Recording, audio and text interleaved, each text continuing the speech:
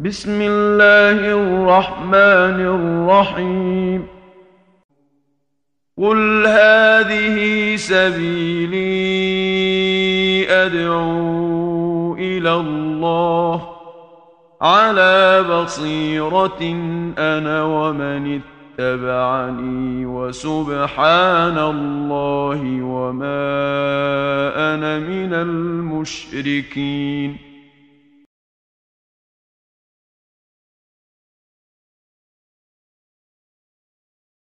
إن الحمد لله تعالى نحمده ونستعين به ونستغفره ونعوذ بالله تعالى من شرور أنفسنا وسيئات أعمالنا.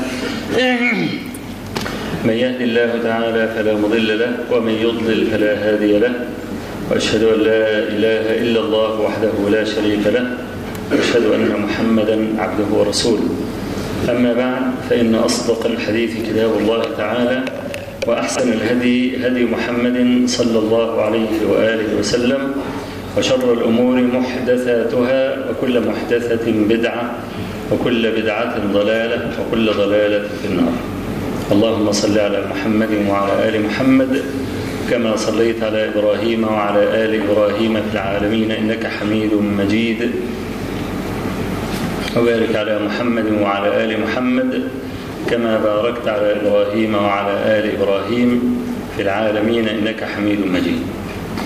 فأنا أريد أن أتكلم الآن عن الشيعة، لأن كل هذه البذور الهالكة سببها الصحفيون المتشيعون.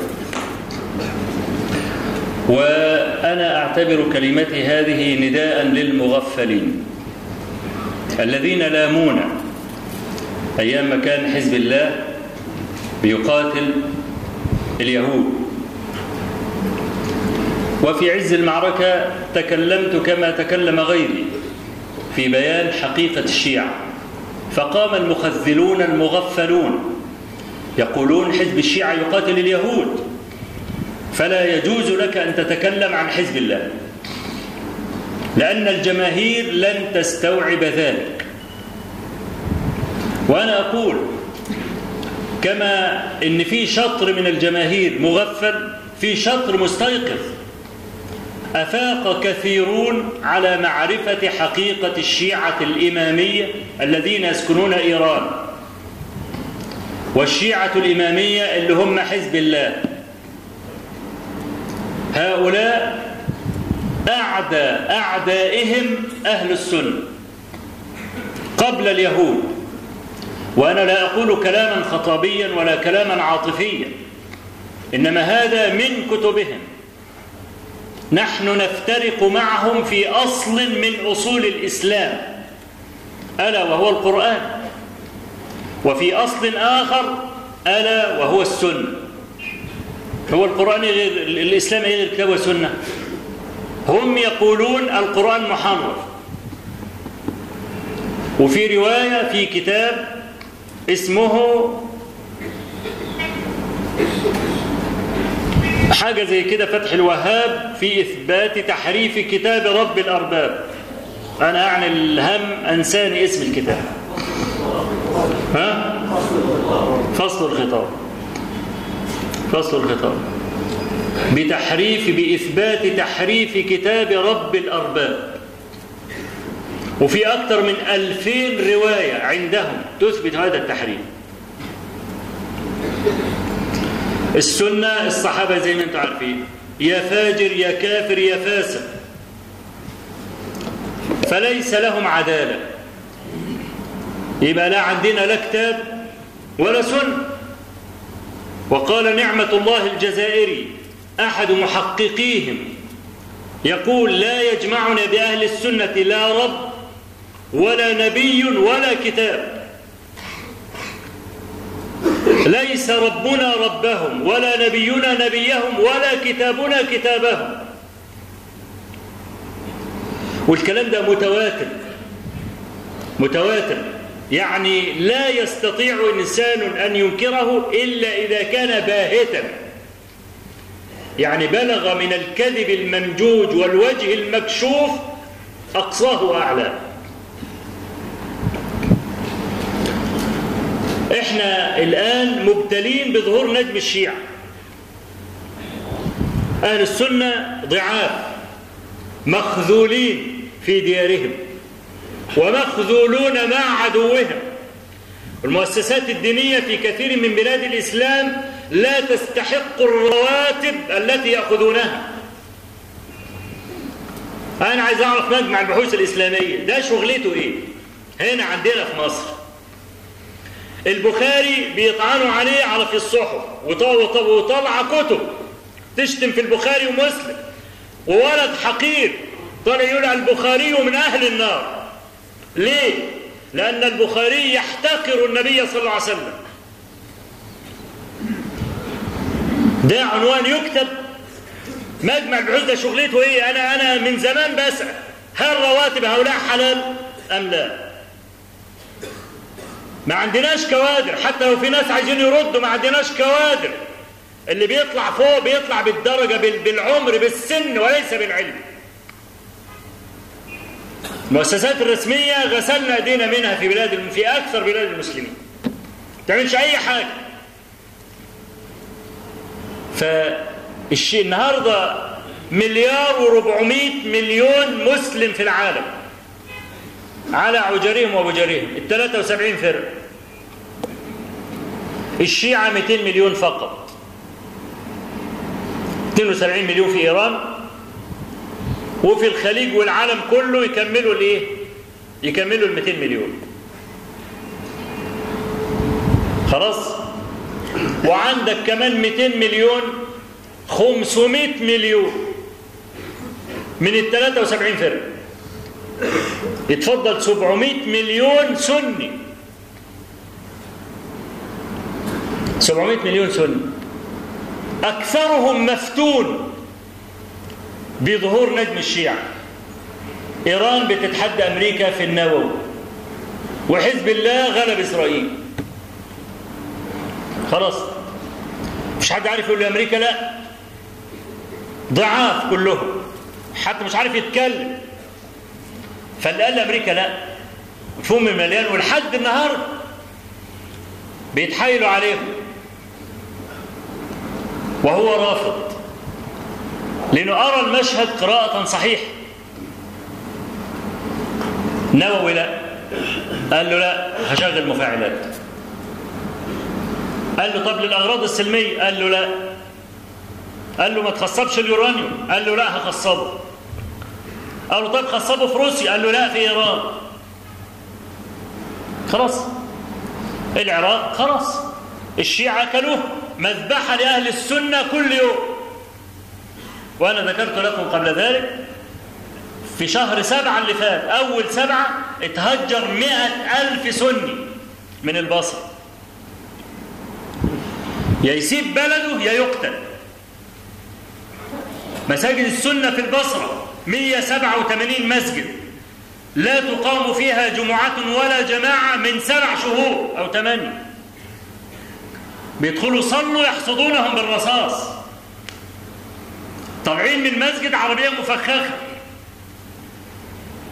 الشيعة اللي عاملين كل القصة دي.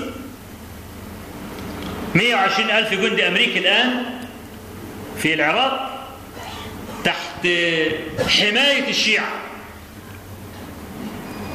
هو أنت شفت مذابح إلا في المحافظات السنية في العراق؟ كركوك والموصل والفلوجة وبغداد؟ شفت في النجف وكربلاء والكلام ده اللي حاجات يعني لا تساوي شيئا بالنسبة للذي يحدث في محافظات السنة. كل ده متكتن عليه لصالح مين؟ عايز أفهم يعني. نحن نقول كلمتنا، المغفل الذي لن يدرك سيكون تحت الأقدام عندما يدرك. ومنذ متى كان المصلحون يخشون الجماهير؟ فستذكرون ما أقول لكم. فنجم الشيعة طالع في إيران، ونجم الشيعة طالع في لبنان. وطبعا يؤسفني أن أقول إن الدكتور يوسف القرضاوي، وطبعا هجيبه تاني، عمل محاضرة في نقابة الصحفيين أظن الشهر الماضي أو في مكان في مصر يعني، واتكلم كلام صريح، كلامه كان حقا وصريحا، وجاءت على الفضائيات المحاضرات بتاعته، وقال ان حسن نصر الله ده زيهم بالظبط، من الجماعه اللي بيقولوا ما فيش القرآن محرف ومش عارف ايه. قال كل شيء بحق. في نفس الاسبوع احاطت به الجوقه المعروفه اياها، خلته يرجع في كلامه، وطلعت في الجرايد في الاسبوع وغيره الكلام ده، ان انتوا فهمتوا كلام الدكتور يوسف قراوي غلط.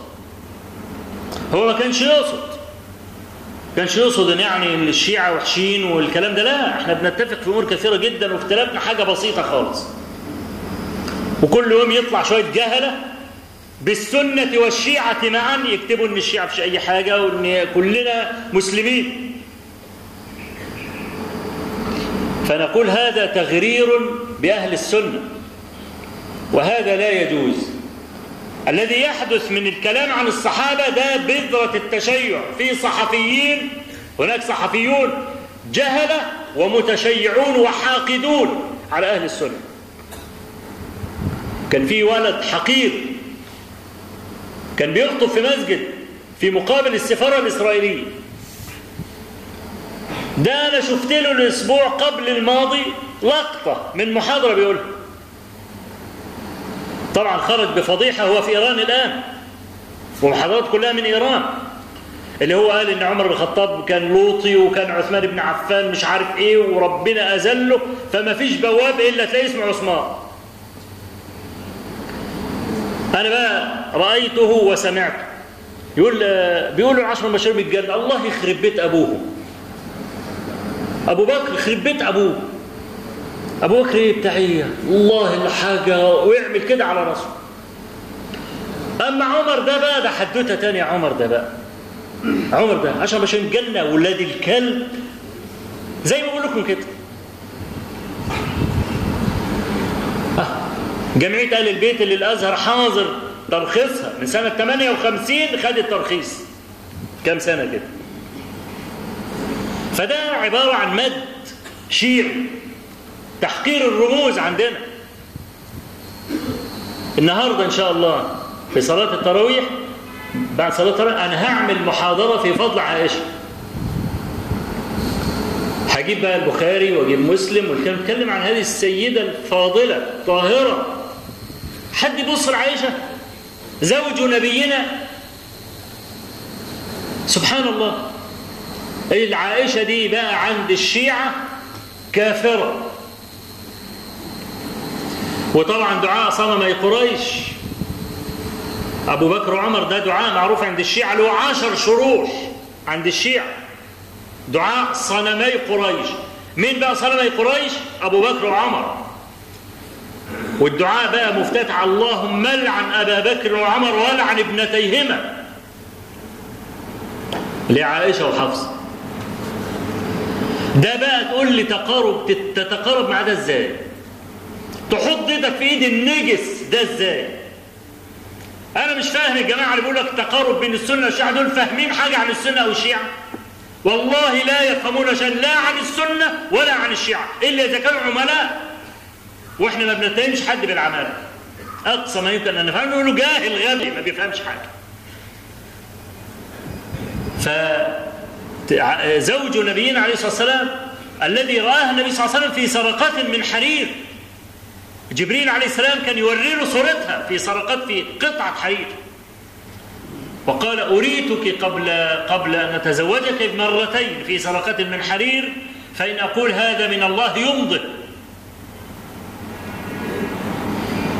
فتحقير بقى الصحابة لهم الجيل الذي نقل لنا السنة، المقصود منه سقوط السنة كلها. وإحنا عارفين نقل الأخبار، الراوي أي بني آدم ينقل الأخبار لابد أن يكون عدلا ضابطا. عدلا أي صاحب دين، ضابطا صاحب حفظ. خلاص؟ يبقى لما يكون هم فسقوا يبقى سقطت عدالتهم. نجيب السنة منين؟ نعرف ديننا كله منين؟ إذا كان الناقلون لهذا الدين فسقة وفجرة وناس ليس لهم عدالة، يبقى لا قرآن عندنا بعد ما تلت القرآن بس هو اللي موجود وتلتين القرآن هربان به القائم اللي مش راضي يطلع من السرداب بقاله 1000 سنة. هؤلاء الحمقى موقفين خيول على السرداب لحد ما الباشا يجي، وهذا لن يلده السرداب أبدا. وتتأمل مفاعيلهم وكتبهم تراهم أحمق الخلق. تصور في عيد من أعيادهم يأتون بنعجة، يقولوا يكتبوا عليها كده عائشة، ويفضلوا ينتفوا في الصوف بتاع النعجة كأنهم بينتفوا في